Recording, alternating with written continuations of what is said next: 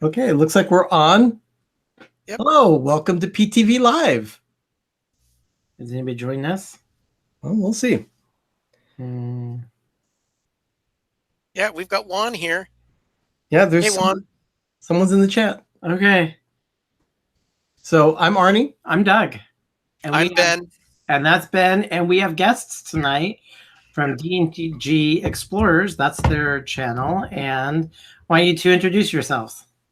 Hello, everyone. Welcome. Seems like we haven't talked to you guys in forever. Oh, wait. It was last night. I'm Derek. And I'm Gregory. And together we are D&G Explorers. But if you forget our names... Oh, my gosh. I am Little Explorer. And I guess I'm Big Explorer. I don't know how to take that, but okay. Yeah, we kind of get that stuff too. Not Doug and me, but actually Ben and me. Hey, that's a Disney cartoon. Ben and me. The mouse. Cool. Benjamin Franklin. Yeah, about Benjamin Franklin. So anyway, in case you don't understand what's going on, we're wearing mouse ears here. Mine actually come from, if you look at them really closely, you'll see they're actually pretty old. They say Walt Disney Productions, which means they're pre-1984. These are some of the first mouse ears that I ever got. They even have my name stitched in the what they used to be able to do with those awesome embroidery machines. And they used to do it really fast. No more. So the topic of our conversation tonight is Disney park milestones. So it could be opening of an attraction, it could be an anniversary, or giving away 1 million churros. So whatever, we're just talking about our experiences of milestones of Disney history, because the reason why we got on it is because something that's happening right as we speak, that's going to be, it's huge. And Disneyland and Disney history is the opening of Star Wars Land. Yeah. So we'll get into. So we just thought, wow, what are some of the other milestones that Disney has experienced? Disney has done that we got to experience. We'll get into that topic first. After we deal with some news. And let me take my ears, kind of make me look a little funny. Kind of weird shaped ears now. Robert, thank you for joining us. Nice to have you here. Juan and Donna, thank you for being here. Rob Fuzz, thanks for joining. It's great to have you here. Hi, guys. Okay, so first of all... Jim's here, too. Don't forget Jim. Hey. We gotta meet Jim. Hey, Jim. Dilly dilly. Oh, awesome. I don't have anything. That's good. Dilly dilly. Cherry Pepsi. Oh. It is from the California Adventure Food and Wine Festival 2016. Oh, very cool. So, anyway, we want to take care of a couple... Sorry, segue. A couple little history things. First of all, I snapped an Instagram thing that I saw yesterday. Josh Damerow, for those of you that don't know, is the president of Disneyland Resort. He has an Instagram account. He actually posts regularly to Instagram. And in this case, he had a picture with a bunch of, looks like a lot of the cast members, the regular hourly members. And it announced, very proud to announce that Disneyland Resort will launch a comprehensive new program this fall to help reduce some of the financial burden for childcare for full and part-time hourly and salaried cast members with children 12 years old and under. Our commitment is $10 million annually, which may fluctuate based on usage. Thanks to this fine group of cast members with kids who provided input to get us started. I think that's an amazing thing to do. For those of you that do not understand the finances of California, it's very expensive here. Southern California is no exception to the rule, and cast members work really hard and probably don't earn as much money as they'd like to. So this financial help will really go a long way to help with their childcare. I think it does. I mean, you can't.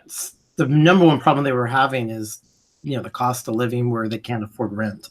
There's cast members living out of their cars. And I know some cast members they're just struggling. So this doesn't help all of them, but it does help one of the big chunks, and it's, childcare. which is a chosen thing, but still, people have kids, and that's a very big deal. And I suppose the other big news, of course, was last night was the live stream from Disney Parks blog of the dedication of Star Wars Galaxy's Edge. That was a huge deal. It was star-studded, too. I didn't expect to see Harrison Ford there. That surprised me. You're not supposed to give it away. No one else saw it. Oh, really? Huh? No one else saw the live stream? No. They were trying to ignore it. Oh. So we gave it away who was one of the people there. I hope you guys are not mad at us. So, Gregory and Derek, did you guys have anything that you wanted to interject about this news, or have you heard about it? And do you guys have kids? We have 3 cats. That's your kid. Yeah, perfect. You're 4.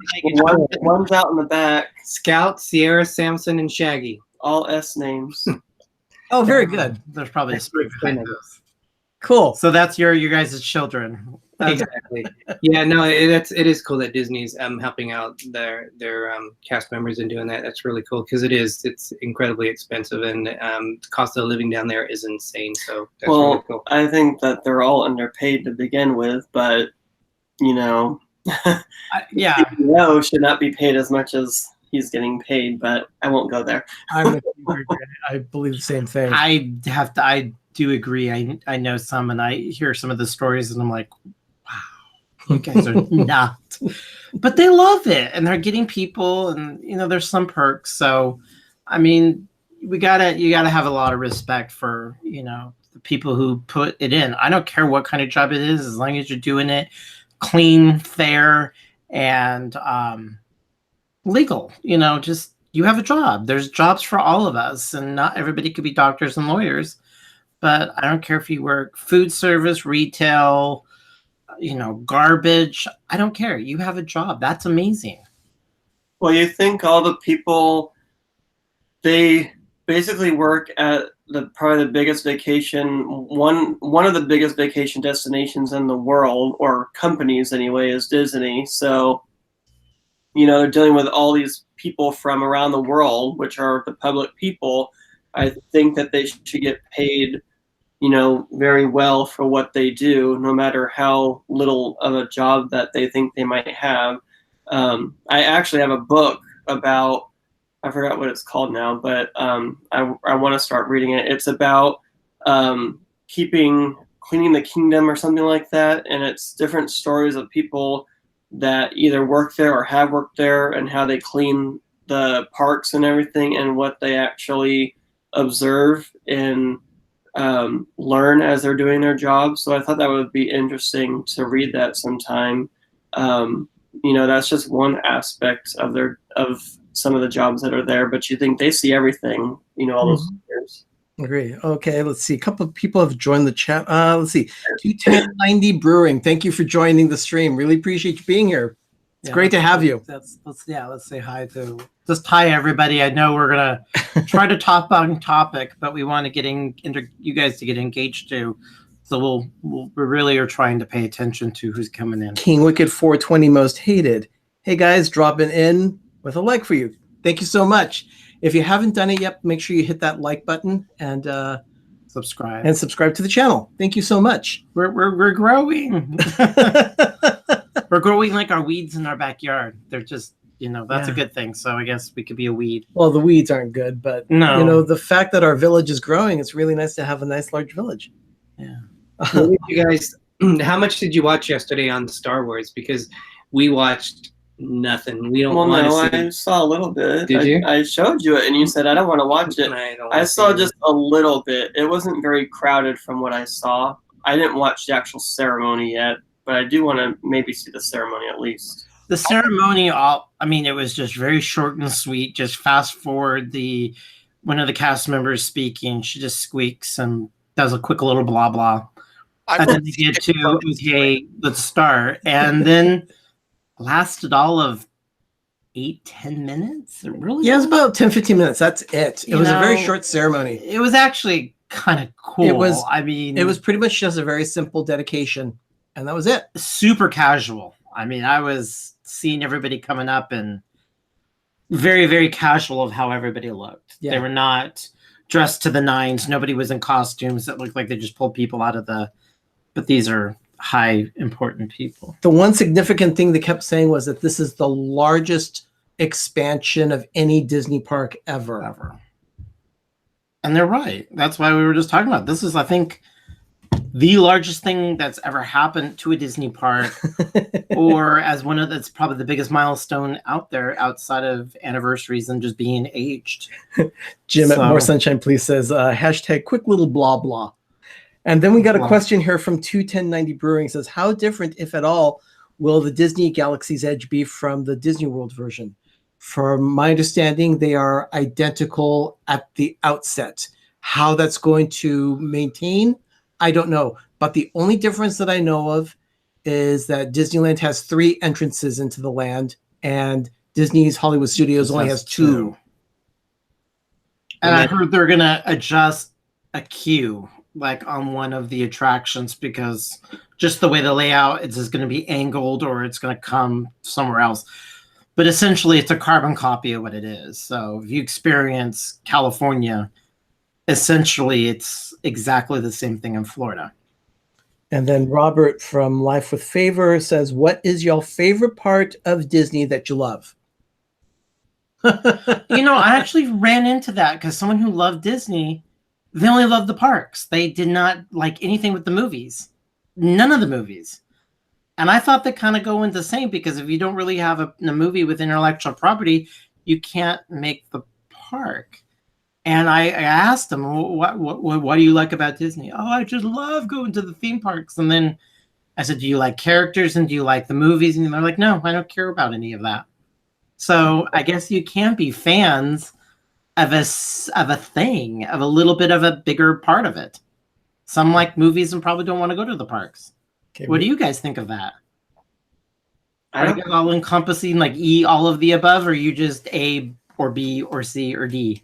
Well, Disney's practically owning the universe, and at least that's what their intent is. They are such a huge conglomerate of everything. So within that, some people are going to like certain things, some people aren't. For us, for me, what I like about Disney is the Walt Disney and his Imagineering, how his insight, how he created it, everything. I've always been fascinated by him, as you can tell with our little shrine to him back here. But I have a lot of books about him and just how he got everything together. He wasn't a perfect person. We all aren't.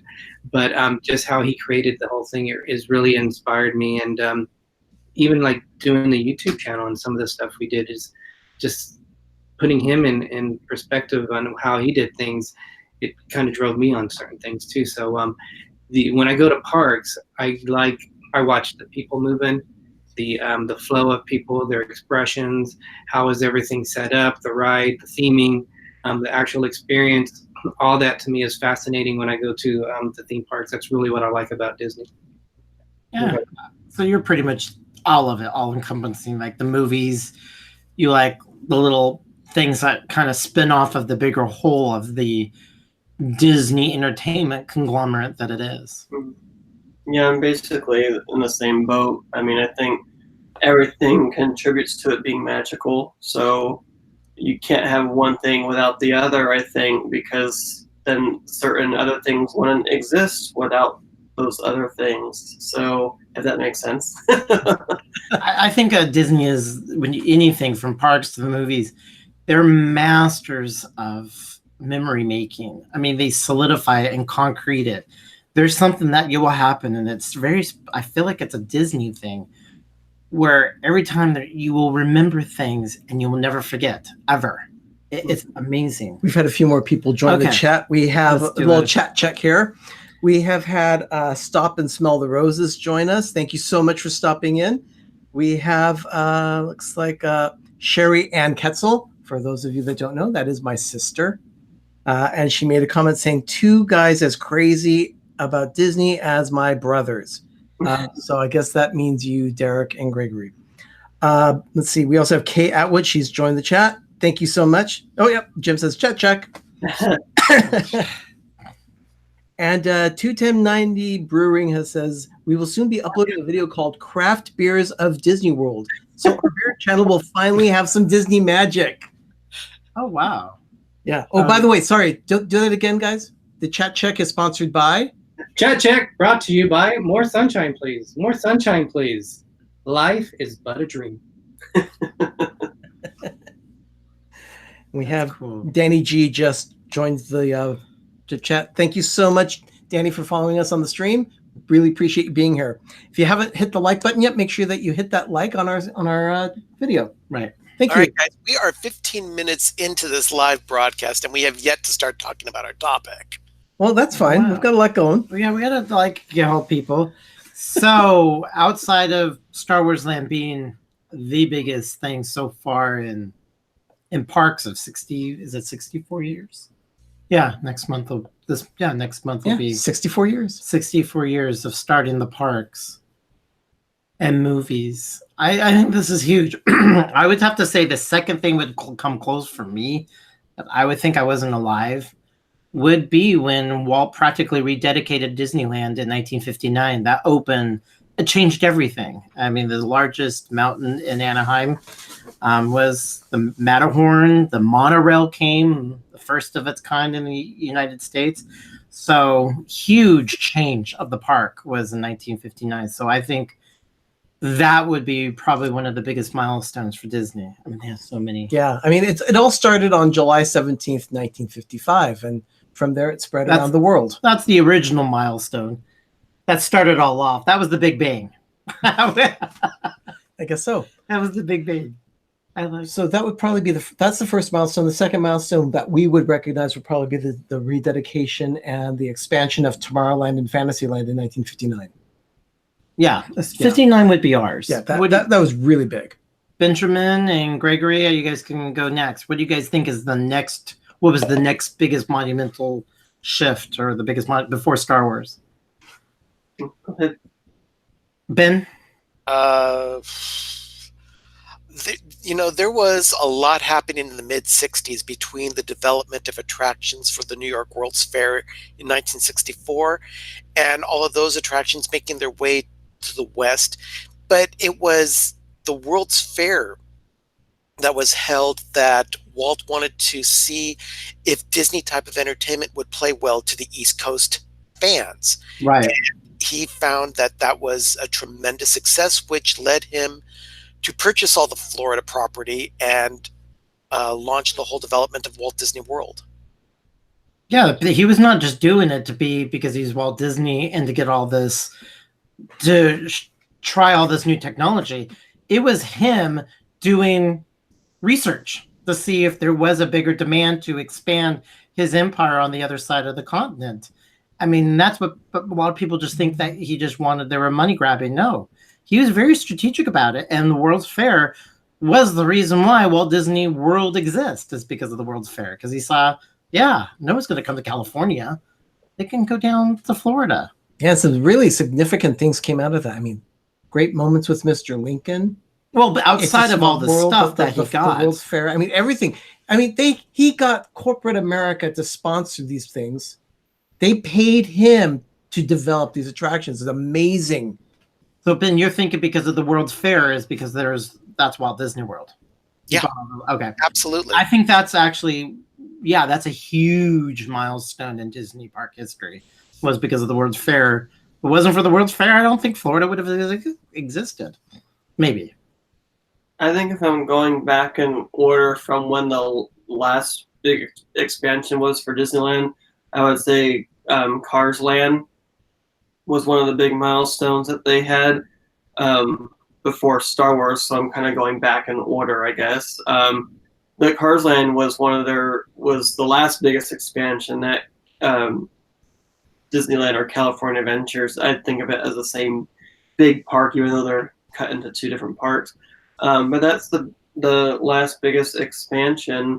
And then, of course, they had to demolish the whole Thunder Ranch area and everything for Galaxy's Edge. So, I mean, I guess that was a big construction timepiece at Disneyland. But Cars Land is, in its own right, a big land itself. So, and I think everybody was excited when that opened, and then they had the private opening to cast members and their families, like they're, I guess, kind of doing or did with Galaxy's Edge, and then they're slowly opening it to the public.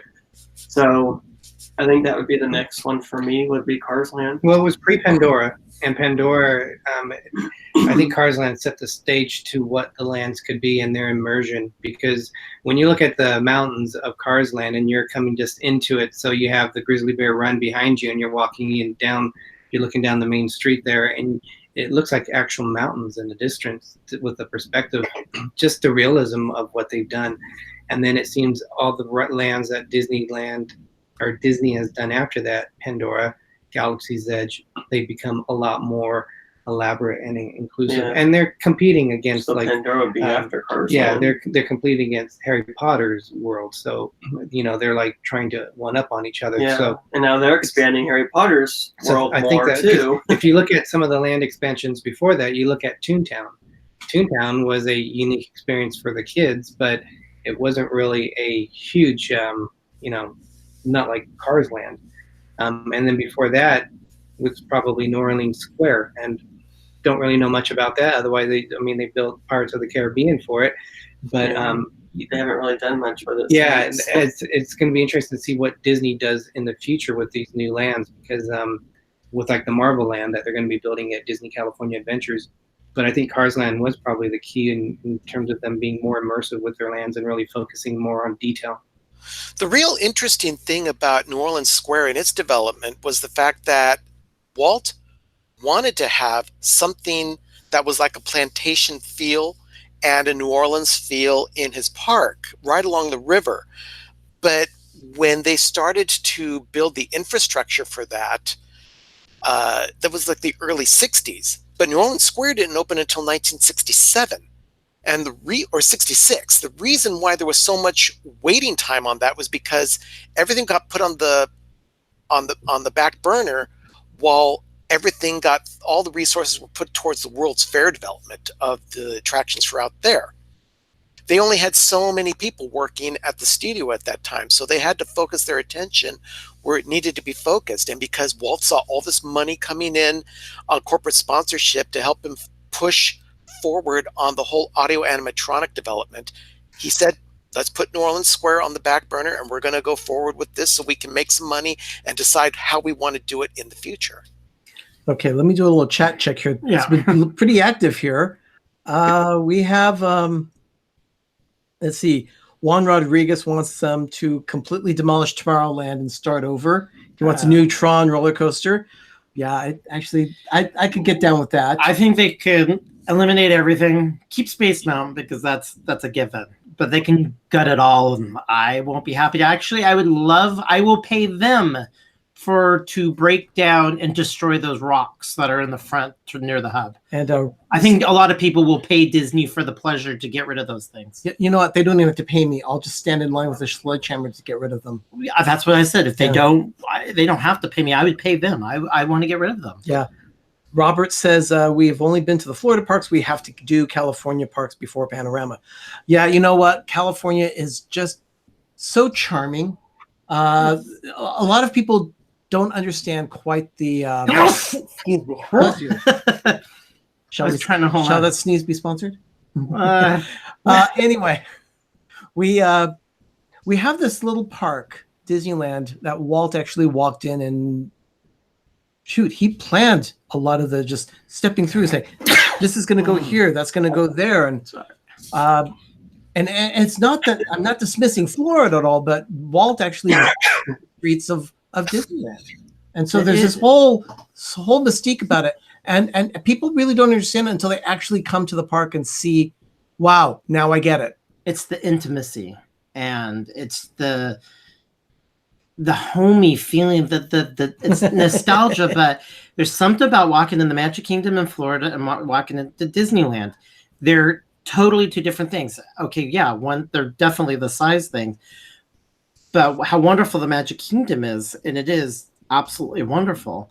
there's a sense for me, and this is personal, and please everybody don't get upset, is there's a sense of coldness because it's just so big and they're just moving people around. Where when you go to Disneyland, you get cast members that really care. You could see and you could actually feel history. Yeah. Let's see. 21090 asks, can I ask you guys why Disney has not included any theming of Moana characters, especially at the Polynesian? My two youngest boys love that movie and wanted to know why they couldn't meet her at Disney. Good question. My understanding is that the Polynesian is still very heavily involved with Lilo and Stitch. I think it's the theming. Did they have Moana over at the Tiki Room? For some reason, I'm thinking I remember her at the Tiki Room. They did have her, I think, at the Magic Kingdom. I mean, when the movie came out, and I think a little after, she was super hot and very popular. And I think they just Jim answered the question. Jim, more sunshine, please. Good. Said there's really only the song from Moana in Happily Ever After, and the Polynesian is still heavily Lilo and Stitch. Yeah, I think they'll eventually get around to it. I mean, let's see. We had Pirate Princess Red is in this stream. Hi there. Kay Atwood has joined. Theo T, thanks for stopping by. Really appreciate it. It's great to have you here. And let's see. People are saying bless you. Oh, thank you. Okay. To kind of answer Robert's question too, I think people who go to Walt Disney World and then they come to Disneyland, they're let down because there's only 2 parks in California compared to the acres and parks that Walt Disney World has. Disneyland was here before Walt Disney World, and it is a smaller. When they built Walt Disney World, they wanted to have more size of space. It's bigger. The castle's bigger. The castle in Disneyland, I think, is like 79 feet tall. In Florida, I believe it's 198 feet tall. It's the impression of size, and everything is more compact in Disney. It does feel older when we go, because we go to primarily Disneyland, and we've been to, I think together we've gone to Disney World about 5 times. I've gone 10. When you go to the Magic Kingdom, you notice how fresh everything is, how clean it looks. And it doesn't mean Disneyland doesn't look clean, but it looks older, more antique looking. And but that's what gives it its charm. It is. Yeah, and exactly. look, if you go to Disneyland expecting the same experience that you get in Walt Disney World, you're going to be disappointed because the downtown Disney, you can't even compare it to what Disney Springs is in Walt Disney World. I personally like our downtown Disney, although half of it, not half of it, but that one part is still, they need to do something with it because a lot of it's shut down still. Yeah, we're actually going to go there Saturday, so we're going to see what the difference is over there. But, very cool. I think people will be let down if they go with the same expectations. They have to look at Disneyland in a completely separate. To me, it reminds me more of Disneyland Paris, how that is than Walt Disney World. Yeah, I agree with that. Little C family, thank you so much for joining. Really appreciate it. No, you can't be here long, but I really appreciate you staying here as long as you can. And then Blended Whiskey has also joined the chat. Thank you for being here. Appreciate it. So I think that was a good little thing. I think we can go on the next subject of Disney milestones besides expansion. I think Cars Land was great. I think that was the first thing that says we're Disney because of they got caught saying, look, Universal did this thing and they had this like, wow, we really missed this real bad. And they came in, made up and says, no, we could do better. And they did it with Cars Land, which was quite amazing. And then they did it with Pandora. And I think this is going to be a mic drop for everybody else. Rob Fuzz is here. Thanks, Hi, Rob. Appreciate it. So we've kind of established a pattern here where we're going from the very old to the very new. So let's go ahead and keep that going. It seems like we started with like 55 and then started with brand new. So let's go ahead and keep doing that until we come to the middle. Okay. We did 59 World's Fair, which got us Walt Disney World. We did the World's Fair. And then I would have to say another big Disney milestone to expand on that, which is all part of the 60s, and it's all part of the Walt legacy, is the Tomorrowland of 67. Essentially, you see it today. It's a shell of its former self, but as the buildings, the look, the layout is Tomorrowland 67. That was huge because there was nothing he gutted it. I mean, At- there was much not yeah. there, but they gutted it and made Tomorrowland 67. At the 50th anniversary, see the hat there? That's the 50th. There was a film in the Disneyland Opera House, and that film was Given like a history of Disneyland hosted by Steve Martin and Donald Duck. And in that movie, he mentioned Tomorrowland. And when Walt originally created Tomorrowland, it was supposed to be the vision of tomorrow in 1986. So it quickly was outdated. In 10 years, he changed it. Yeah, basically. so it had to be changed quickly. And so they remodeled it and brought us a brand new Tomorrowland in 1967, which included the People Mover. And I must say, I still and Carousel miss of Progress, which is all part of the World's Fair, but that was huge. That was the big milestone for. It was a very big deal, and I really still miss the Tomorrowland of that time. That's what I grew up with as a kid. It was so kinetic. There was so much energy there. Every time you walked into Tomorrowland, you were going to have a great adventure. I remember the monorail, Matterhorn. I remember 1987. It was just. There was something about that. That place got me really addicted. But 1967, the new Tomorrowland was a wonderful milestone for the park. And then at that point, they added just one or two attractions after that for a while until, they were right in the middle of building Walt Disney World. So there was a lot of capital being invested for the company. Well, yeah. And then finally they opened it in 1971. Well, they started building it and grading it about half a year or a year later after Walt passed. It was really quick. And Roy came out. It was about the time, 1967 or so that they started. He died in December 66. I think they broke ground in 67. I think it was like super quick and it took them time to build, and then it opened in 71. So I would have to say that after his passing, the biggest monumental thing. Ben, do you want to add some more to kind of get in chronicle order of the biggest milestones? No, I would say that Walt Disney World's opening was the next big milestone in Disney Park history. Yeah, that was right after it. It was huge. That video that you were saying with Steve Martin and Donald Duck, they still play that. I think it's the same one in Moments with Mr. Lincoln at Disneyland. And kind of like the waiting area, because I remember seeing that when we went last, and it wasn't that long ago. I think that's the same video that they showed just for nostalgia reasons. You remember that? Mm-hmm. Yeah, it is the same film. There's some things at Disney they can't get rid of. It just will not die. Martin one, yeah, I think it's been around for what, 14 years?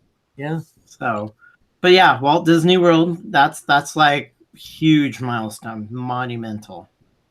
Then we're basically in the 70s. Yeah. We all know what the 70s Now, was Disney's dark period. I'm looking here. Kay Atwood says, I think all of Tomorrowland looks outdated except Paris. I love the Jules Verne look. Granted, I have never seen Tokyo or Shanghai. Well, my understanding is that Tokyo looks pretty much the same as Disneyland itself. It's that same mid-70s modern chic look. And Shanghai, they completely didn't even do a Tomorrowland feel. So they wanted to get rid of it. They know that that's their Achilles heel, is dealing with it. And I must say, I went to Disneyland Paris, and seeing the Jules Verne feel, that steampunk look that they've established there, it's actually a very nice, timeless look to what they call Discoveryland. Oh, I think that solves the problem. Picking up a position of the future and solidifying that to make it feel. I mean, I think they did it wonderful in Paris. Okay, we've had a couple more people. Add Ghana, thank you for joining the chat. She says, hello, cute hats, guys. Thank you, Ghana. Thank you so much. And then AJC Magic TV, that's Amy. Thank you for joining the stream. Appreciate you being here. So that's, we were getting into the 70s. What do you guys see from, I know there was not much on Disney milestone from the 70s. What do you guys? And when I think of the 70s, I think of the roller coasters that they built, because Big Thunder Mountain came along, as well as Space Mountain. Those are really what I think about Disney in the 80s. Absolutely. Saying farewell to the Carousel of Progress. When I go to Walt Disney World, that's a must for me. I have to. If there's only one ride I have to go on, well, there's two: Spaceship Earth go on that one. and Carousel of Progress. And I wish I would have seen it in Disneyland. But to know, I would have liked to see America Sings, but they took that out too before I even got to go. Yeah, America Sings was great. 21090, 5:45 comes early. Have to hit the hay. Have a great rest of the stream. Good night, 210. Thanks for joining. Really appreciate you being here. Yeah, the 70s, the mid to late 70s started Disney with thrill. It was no longer just a family kiddie park, because all Walt Disney World and the Magic Kingdom and, Disneyland, they had the Matterhorn. That was kind of thrilling. That was the first tubular roller coaster, so that's true.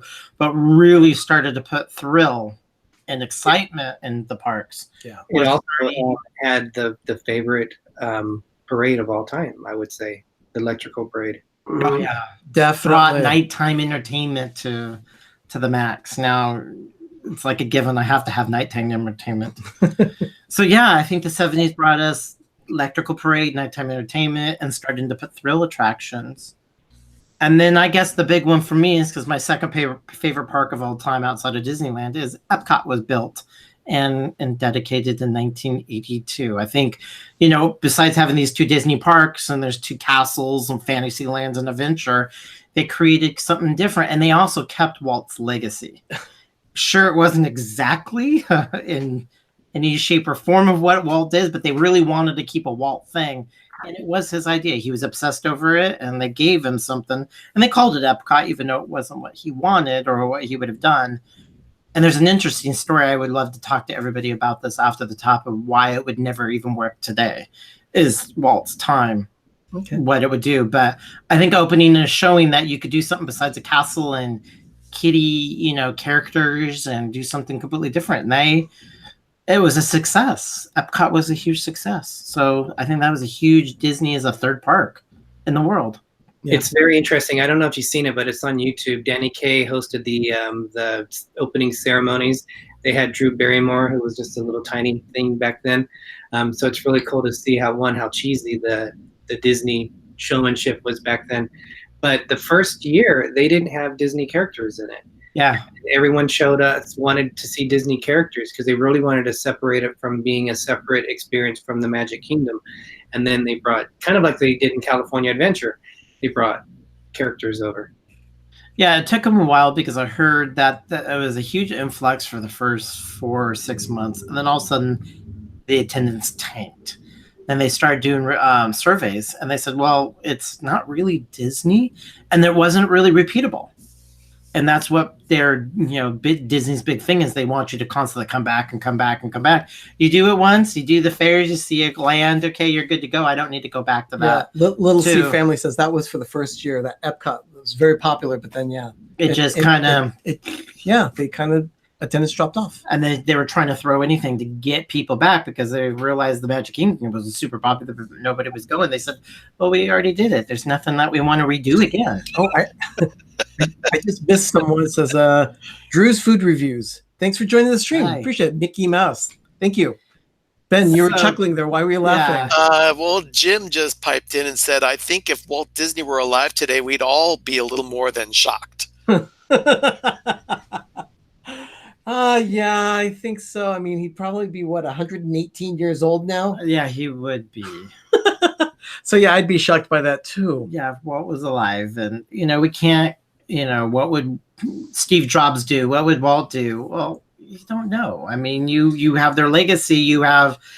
He has people with confidence, and they can kind of assume. But, some people, even with someone that you're really close to, you assume that, oh, I know how he's going to feel. Well, they surprise you sometimes of like, no, I would not do that. I'm like, well, I always thought you did. You've talked about it. But so you get a sense of how people are going to act. But I think Epcot was it. So we're talking the 80s. Ben, what do you want to add to it? Well, the 80s was actually the time that Michael Eisner was brought in to take the reins of the company. So that would be probably the most significant milestone after Epcot. Oh, absolutely. Yeah, he saved the company from a hostile takeover.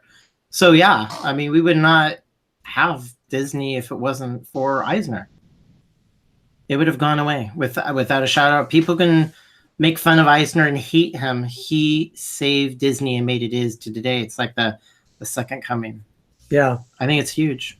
Yeah, I remember also in the late 70s when they're building all the roller coasters. I was just thinking, I just saw this Drew Food Review says, yeah, Disney is frozen inside the Matterhorn. Yeah, not quite. No, That- we'll cover that at another time. We'll talk about a walk in Walt's footsteps.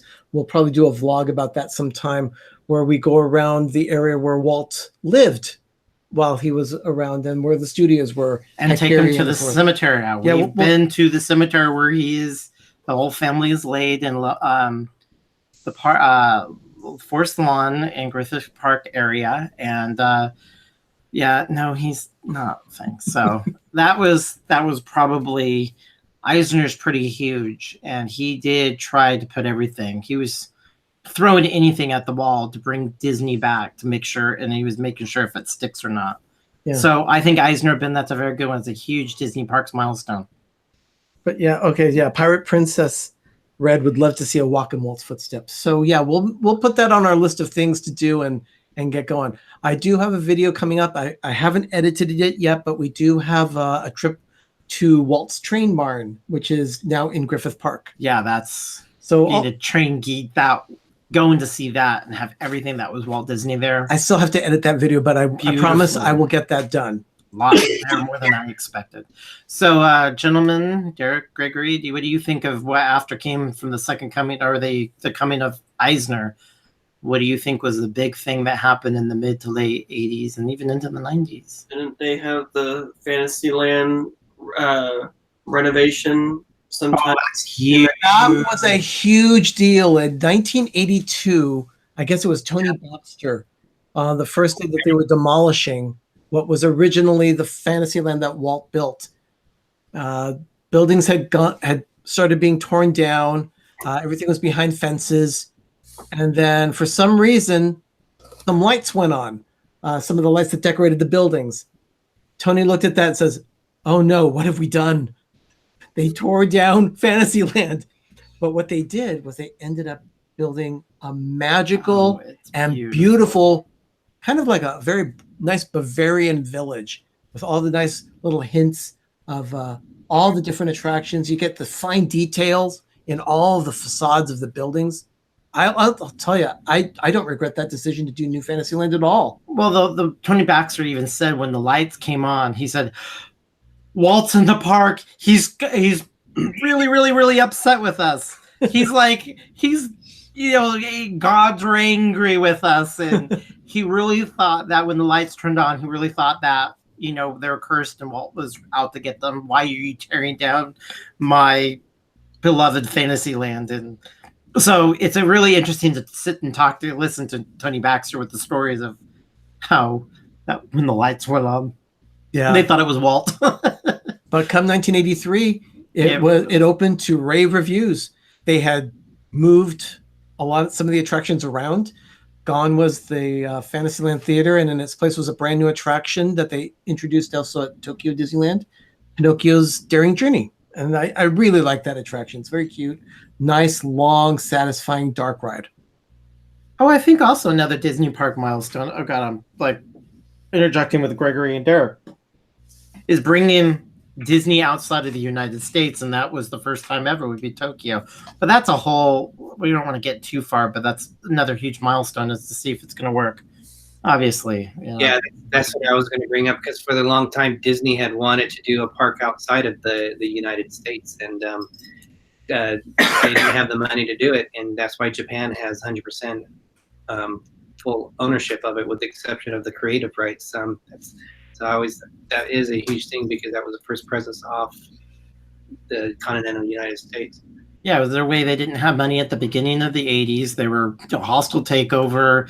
Everything was going down. So they'll say, well, if you're going to pay for it and it's going to be yours, you just buy the rights from us. So they're still making money hand over fist because they have to pay all the royalties and the copyright. But they didn't have any investment in it whatsoever. So it was if it failed, it wouldn't be Disney's problem.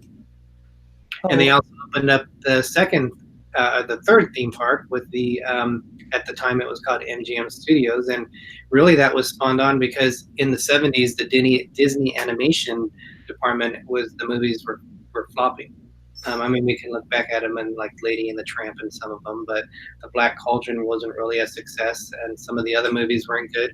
And then with the cartoons of the animated features of the 80s, it really brought back the animation with the Disney, and that's really what brought MGM into the thought process of MGM, and it could compete against Universal Studios. So that was kind of another relaunch that Michael Eisner brought on. Yeah, it was also a corporate thing. I mean, the whole reason how Eisner thought is because he was with Paramount, got wind of it, helped. He was going to sell the rights. Universal got it. So, yeah, it was another thing of like, who's the biggest dog in town?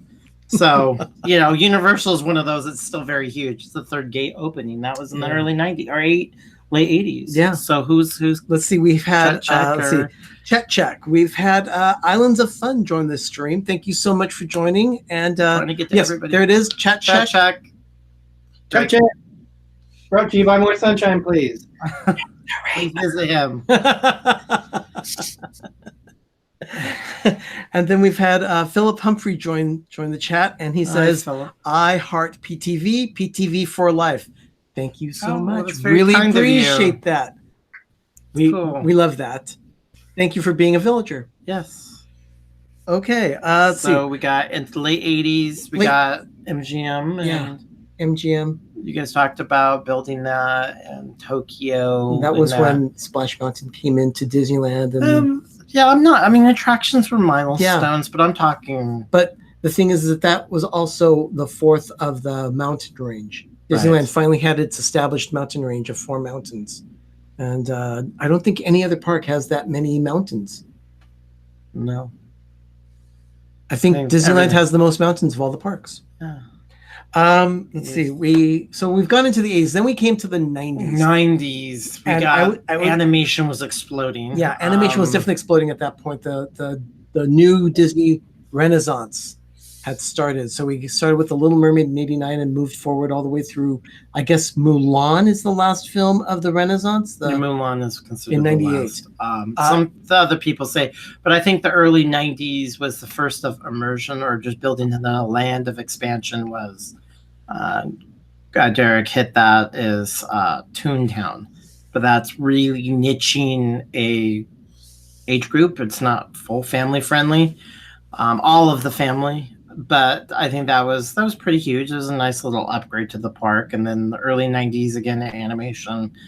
And then I think the biggest thing that happened outside of all the parks was the Disneyland had a huge expansion. Was Indiana Jones. Yeah, but even before that, in 1992, they opened Euro Disney.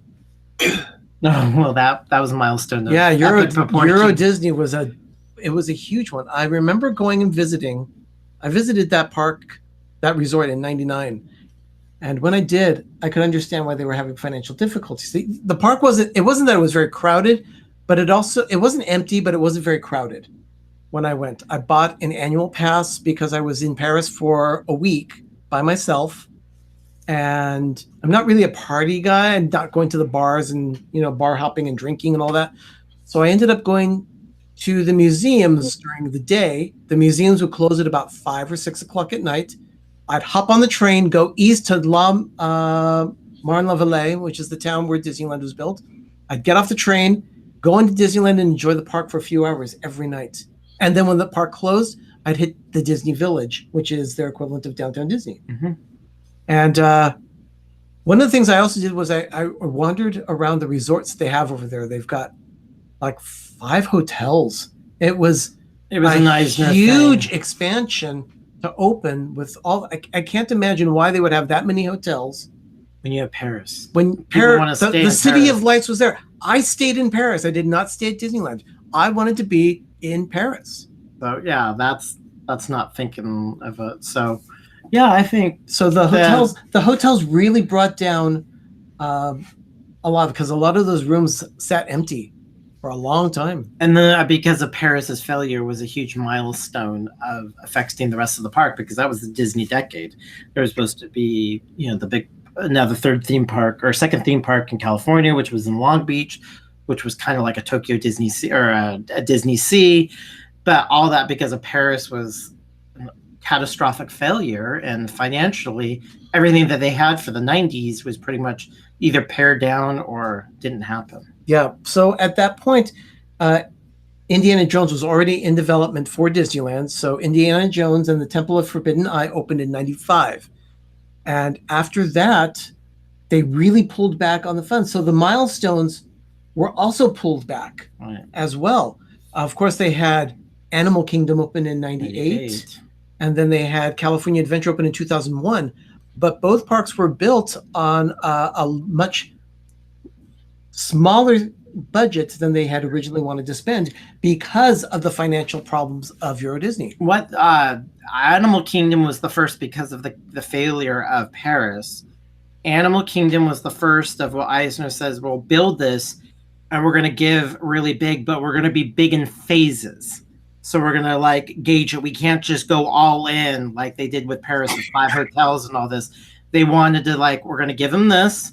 We're going to get the temperature of what everybody's going to do. And then we're going to expand instead of just go in to the walls of craziness of just expanding and giving them because they were gun shy. They were financially gun shy with everything. So when Animal Kingdom, which is in a phenomenal park, you could see that they did it just to see, okay, and now it worked because they didn't want to have a failure on their hands and they couldn't afford it. They would literally have killed them. Yeah. So Lydia's Channel 504 has joined the stream. Hi. Lydia, thank you so much for being here. Appreciate you being a villager.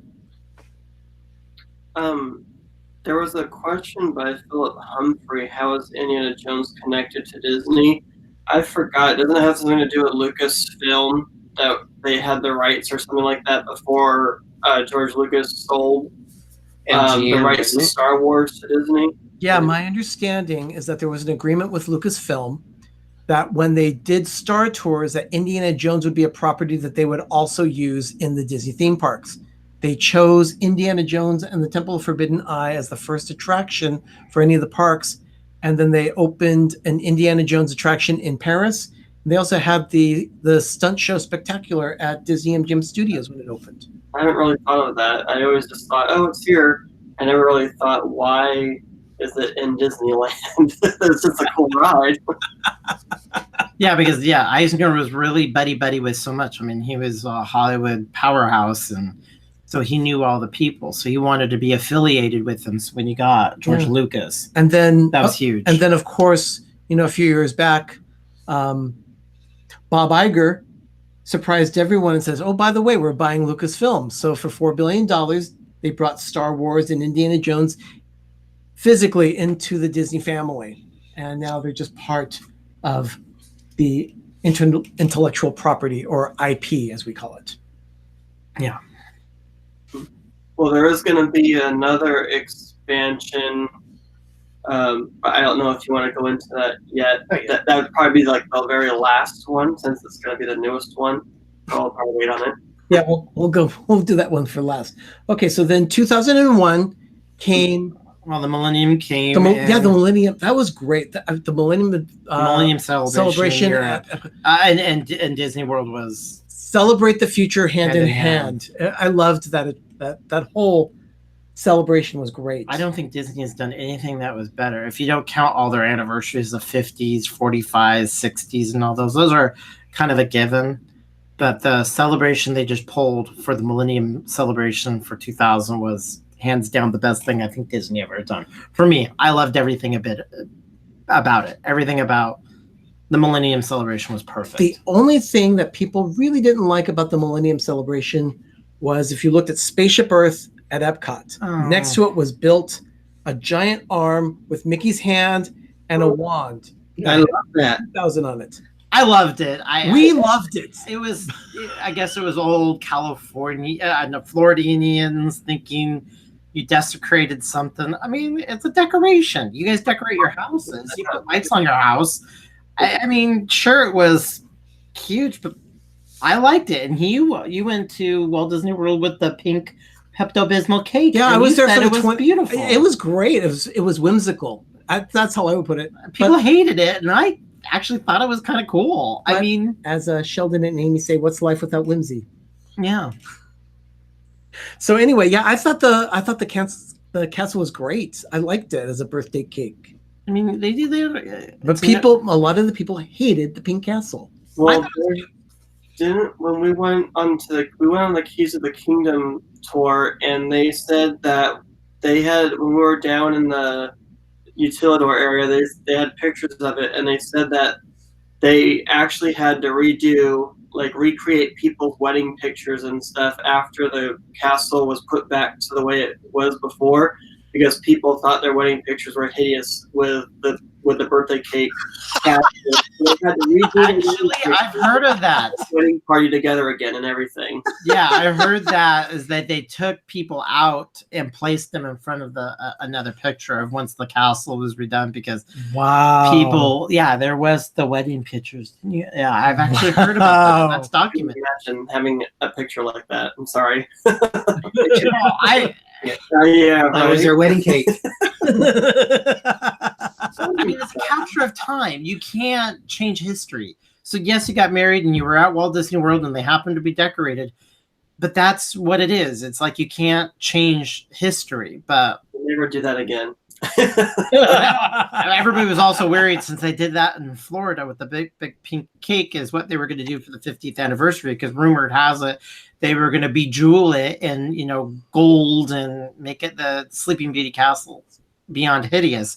Well, they put the crowns on it, so they did it elegant. Yeah, and it was for the 5 decades. Each crown represented a decade, so it was done elegant. We didn't get a giant gold birthday cake castle. I don't think we'll ever do that again. No, I don't think so. But I did something else I liked about the 50th anniversary at Disneyland was the hidden Mickeys throughout the park.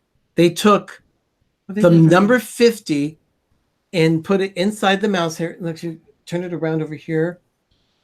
And instead of this logo, they had a logo where the mouse ears were there, and inside the mouse head was the number 50. And they hid 50 Mickeys throughout the resort. Let's see, Ben, you probably have the pins there.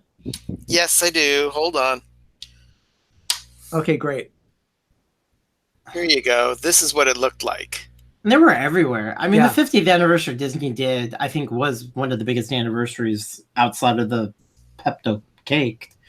But I think it was Disneyland's 50th. I mean, come on, 50 years. That was huge. Yeah, So when you can spend the night in California Adventure the night before, and then go into Disneyland on their actual 50th birthday, they not only do you walk in, but as you're walking in, all the cast members are along Main Street saying hi to everyone and saying welcome home. It was a very emotional day for everyone that was there. Well, emotional because of the legacy of the park itself, but the fact that everyone was so exhausted from staying up all night in California Adventure. Yeah. And we ran to the back to get merchandise, which is, go figure, that's Disney. So we're kind of getting on celebration milestones. So, okay. What do we were in the millennium. We changed the millennium in the weekend. Pretty much say one other. The big milestone is Disneyland got, do you guys want to add that? Derek, Gregory, you guys want to combine that? The biggest milestone of the turn of the millennium would be? Well, I was going to say California Adventures itself was open on February 8th in 2001. So that a little bit later. Well, that's still another milestone. Yeah. So it was attached to Disneyland, and take it for what it's worth. It wasn't a complete failure. It wasn't a Paris failure. In the scheme of things. Yeah, but it wasn't. It was the whole concept. Popular. That's the problem. It was the whole concept of what if Disney built a park and nobody came, and that's what happened with California Adventure. Yeah, you could walk through the lands were built. I remember the first, Ben, you and I walked through there in April of 2001 for the first time, when we looked at each other and says, this feels like Florida. Yeah, that's true. It finally had a feeling of an actual resort, and it wasn't just one park. I mean, you could go back and forth from one place to the other, and the theming of the park was hit and miss, but it still had a feeling of a Florida park. Yeah. It was, yeah. Oh, here in the chat, Jim says, I really enjoy the icicle lights on Cinderella Castle for the holidays. Little C family also agrees with that. Yeah, you know, the lights on the shows. Disney does that with Cinderella Castle in Florida, and they do it at Sleeping Beauty Castle in California. And they have special light shows. The holidays really took off in the 90s, the late 90s. The late 90s is when they just decorated everything. I mean, they always had a tree in downtown square, some garlands, some wreaths. If you look at about a lot of the 60s, even into the late 50s, you know, they had Christmas decorations. This is very modest, but this extreme decorating happened basically in the late 90s. Yeah, but unfortunately, let's get back to California Adventure. Unfortunately, people didn't understand the concept of walking into a postcard when you entered the gate. So I actually liked the older California Adventures with the big letters that spell out California, and with the Golden Gate Bridge and everything, the giant sun with the waterfall. I mean, the really old California Adventures when it first opened, when I first saw it. I mean, it's okay now. It's nice and everything, but I just liked the nostalgia of how it looked when it first opened. Well, and the California Adventure was really a plan B, maybe even a plan C, because they were seriously going to build Westcott. And I saw some of the proposed plans for Westcott, and it was huge. And because of money, they scaled down everything. And to me, the original Disney California Adventures had hints of MGM Studios with the Hollywood street. Yeah. And then the Epcot feel was, to me, like where the having alcohol in it, and kind of more an exploring where you could go to the it's like an educational, because the Bodine Bakery, the Mission Tortilla Factory, you know, you could learn some stuff on it, and you get a free piece of bread too, and free tortillas. I think California Adventure was what Eisner wanted when he didn't get his way, when he could have the American theme park in Virginia. He was upset. He was mad as a wet hen that fell through, that everybody was against him. And if you look at everything that was for that America Adventure theme park, and it is California Adventure, everything, when you look at the Hollywood land, to the attractions that were supposed to be there, to the boardwalk, it was like, you're going to build this instead of Westcott. You're going to build an American theme park, but now we're going to theme it to California. So I think it was Eisner having it, and this is documented. There's actually I saw earlier in the stream, I forget who it was that mentioned it. Maybe it was Princess Pirate Red that said that Paradise Pier was built, but probably would not have been there if Walt had still been alive, because he did not like the whole cheap carny hustlers, the cheap carny feel. He did not like that. Yeah, so I said that too, because they were barking and you had to pay extra, and that was not. Philip Humphrey says, hashtag mad as a wet hen. Mad as a wet hen. But another thing that spawned from Disney California Adventures was Downtown Disney. And what really changed was the Disneyland Hotel. Yeah, it's a big change. The monorail used to go right to the front of the monorail, or in the it was kind of like a mall. It had a feel to it. There was a 50s restaurant there, and then when they did Disney California Adventure and they took away the parking lot, they redesigned that whole area, and it just, to me, it lost the appeal of what it looked like before, the uniqueness of going to the Disney Hotel. But that was a big change for the Disney Hotel and that area, just the shopping aspect of adding Downtown Disney. Yeah, and I still miss the Monorail Cafe. Derek, you are like a magic game show host with all these props and things under the desk in front of you, and you're just pulling everything out. Yeah, he has all kinds of paraphernalia all around him. I can't grab all of ours, but it's everywhere in every room and nook and cranny. So one thing we didn't talk about. Oh my gosh, I got another one. The expansion in the late 90s at Magic Kingdom, the favorite attraction for everyone. Oh. Yes, the Observatron. Yeah. Yep, that's this is the Rocket Rods. So we went there, the opening of it. Actually, it was me. And it was in 1998, and this was signed 3/28/1998 by the guy who did this print. And so we were there opening day, and that was when who did the print on that? I can't read it. It looks like Hershey, but it's not Hershey. It's a Disney gallery, and then it says E. Hershey or Hershey. Hershey. Oh, I think it says right here. The Disney Gallery. Is it on the back? Is there something anniversary? Not anymore. If it was. No, but there's like an emblem stuck in there. Okay. But yeah, that's a Disneyland. I love the artwork for the new Tomorrowland. I love that ride. I might be one of the few people, but I still hear it. I can know how it sounds. I can still hear it too. The I never got oil to go kind on of it. that oil kind of smell. It's like when you use electric trains in the house, the HO ones with the little Yeah, motor. that's the same smell. You're right. Yeah. The rocket rods were short-lived too. Yeah, I still remember them using Circle Vision 360 for the Cube. I still miss that attraction. Yeah, that's huge. So, But yeah, they the Observatron, the rocket rods, everything. That poor Tomorrowland. yeah, But rocket rods lasted what, a year and a half, and then they closed it. it was very, very short.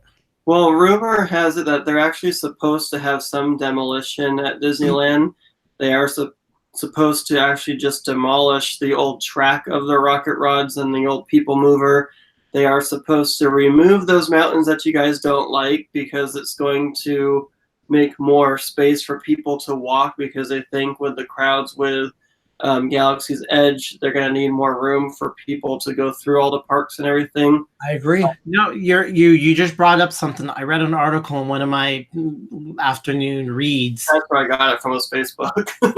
There was one that part of the Stardust, the Magic Stardust, to get rid of planters, widen this, get rid of this because all the pathways. Tomorrowland, the rocks were supposed to go as part of Project Stardust, but they were told no because it's the time that it would take. They could do a lot more that would get the people over on the east side, because when they said there, the Imagineers told them no, because Disneyland or TDA in the back said, we need to get rid of these rocks for flow. They're like, no, we actually have bigger plans for Tomorrowland. Just leave them. That's not the time and energy you need to be, and the money you need to spend on.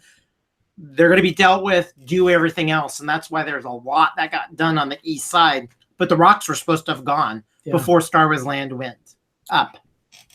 That actually is documented. I don't know if they're still going to do their little Star Wars concert type thing and their Jedi thing by Finding Nemo now that Galaxy's Edge is going to be open. That stage that rises. Yeah, the Jedi Training Academy. I think they are for a while. I don't know if it's slowly going to just be mantled in months and months or years, but I think they need anything and everything to get people all over the place. Star Tours is going to stay there for at least for now. Yeah, they said they're not. That they can leave. So that could eventually go bye-bye. But I mean, no, I wouldn't be surprised that all of it's going to still act like it was once it opens tomorrow morning for the masses in the real world. That I think all the stuff in Tomorrowland is still going to be. It's not like that stuff is going to go away and then everything is going to be moved over to Galaxy's Edge. Jim in the chat says # Magic Game Show host. Thanks, Darren. What else is you pulling out? It's like Mr. Whoopi's closet. Jim does the chat checks. We should do like a hashtag check on our channel. I guess we have all these little nuances and proclivities and Dougisms. Yeah. So mark that hashtag check. No, yeah. Okay. God. I can't see them getting rid of Star Tours. They just redid it not too long ago. I think they could just leave that alone. I think they should leave it alone. It's a classic ride. And then just have everything else at Galaxy's Edge. I don't think they're going to move that ride over. They don't have any space for it. And I think too many people like that ride. Oh, I think it's there. It has a popularity. There's the nostalgia part of it. I don't see them getting away unless they're going to do a broader gut of the Tomorrowland. So that's when it'll go away. Because I guess there is a room in the back of a Galaxy's Edge to put a third attraction of some sort. Yeah. Because they didn't completely fill it to the brim. So, but I think we're caught up to where we're at today. Then we got to Cars Land. I think we can start summarizing everything. Summarizing everything. It was a great great talking of all the milestones of our Disney parks. We didn't hit them all, but we sure got a good chunk of them. And we got to, I was going to try to, we were just talking about what they were. Now, did we all get to go to some of them or alive? Hashtag Eastern Time Zone. Jim is saying, I have to get to bed. Great show, Pepper Tree Villa. Good night, everybody. Thank you, Jim. Thank you so much. Thank you. I know we can. We'll be wrapping it up. We will also, let me do a little tidying up here. We are going to be doing a live stream on Saturday to announce the winner of our 500 Villagers giveaway. That includes the Disneyland magnet. It includes a deck of Disney playing cards that were actually played with once on the night before Disneyland's 50th anniversary.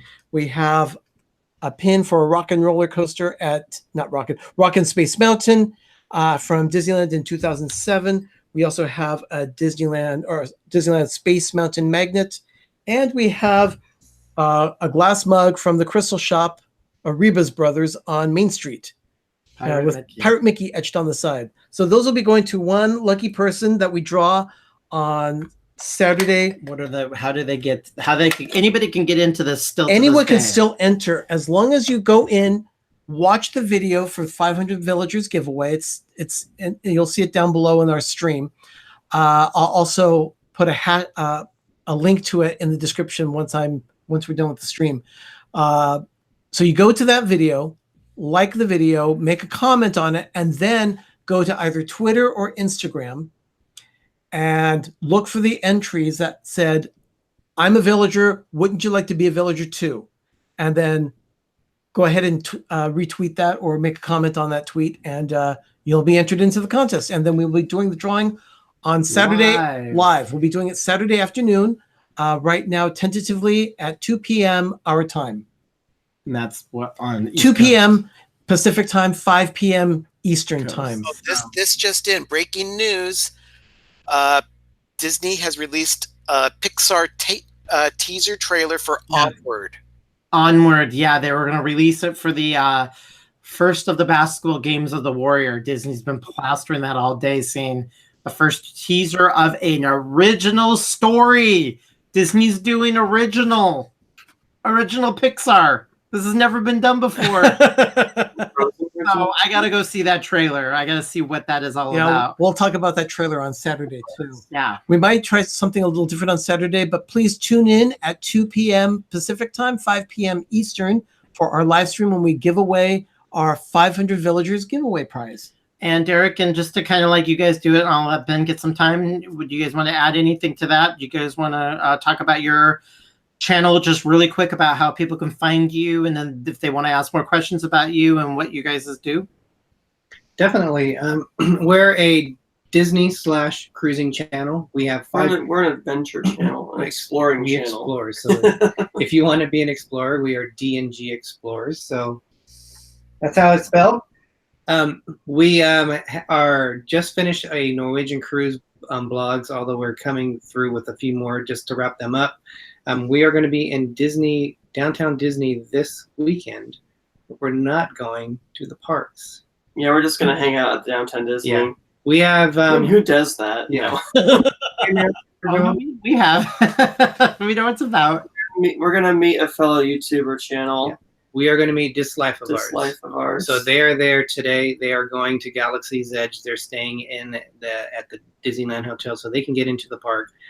We aren't going into the park, but we are going to meet them. We got a couple of fun things that we're going to do, and we've never met them in person. We've become great friends through chats and that, so we're looking forward to meeting them. That should be fun. That's great. D23, we're going to meet you guys there too. And then we go on a cruise in September on the Norwegian. A non-Disney cruise. Yep. But we will be going back to a Disney cruise. So we're all over the place on it. We go live on Wednesdays, anywhere from 8 o'clock Eastern up to 9 o'clock, just depending on our work schedules. Yeah. So if you guys are interested in checking our channel out, we'd love to have you join us. Wonderful. And Benjamin? Well, we've posted a couple of episodes of Life with Ben. As boring as my life is, people are tuning in, and that's amazing to me. So thank you for the encouragement and for the support. Not only are they tuning in, we're getting comments about it. Someone saying, I really wish the video had been longer. So they're really watching, and they're enjoying it. I love it that people could live vicariously off of other people. It's like, what did you say what YouTube is all about? It's accepted voyeurism.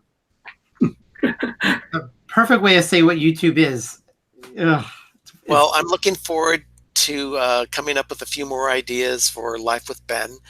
I've got some things playing around in my mind. Hopefully we'll be able to shoot a couple more episodes over the weekend and work with my brother Arnie on getting some things edited and eventually transitioning that role of actual editing to me, but I don't have that luxury of software just yet. So we're going to be working together on that to make sure that those episodes continue to get posted.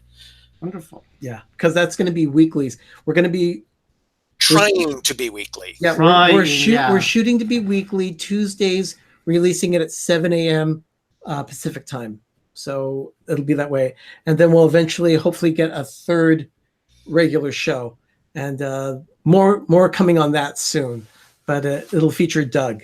So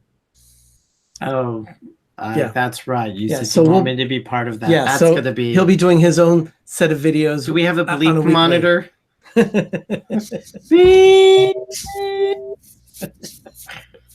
So yeah, actually for that we need Jim with his little sound effects machine. Yeah. Oh, Jim's wonderful. Okay, so thank you. But everyone, thank you so much. I really appreciate everybody on the chat there. I can see to Derek, to Gregory, to Ben. Thank you guys all. I think this is really fun. I think we we just have a gift together. Our love for Disney brings other people together, and we use technology to bring us all together. So thank you all, and you all have a great night. And everyone, thank you on your show too. Derek, Gregory, thank you. How do you usually close your show? Yeah, we actually. Well, again, thanks guys. It was really fun. Fun last night, fun tonight. So thank you for having us on there. And as we like to end our shows, as Walt Disney says, we are just getting started. Wonderful. And everyone, thank you. We thank you so much, villagers, for being here. Together we are a village. And we could not be here without you. So the growth of our channel has actually been overwhelming. We're just so thankful for all of you being part of the village.